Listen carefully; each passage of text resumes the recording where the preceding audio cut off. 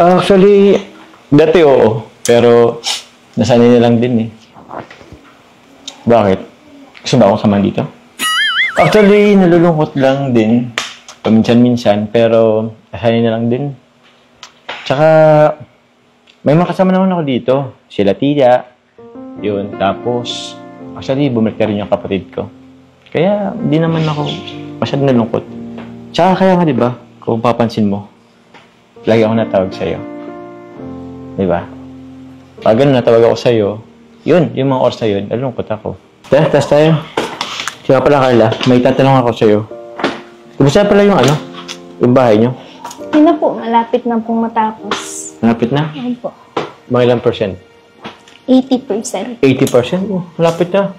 Siya pala, Carla, since ano naman, di ba babalik lang naman kayo bukas? Pwede ba pag uwi mo, tawag ako sa'yo? Para makita ko rin yung ano, bahay mo. Kung malapit.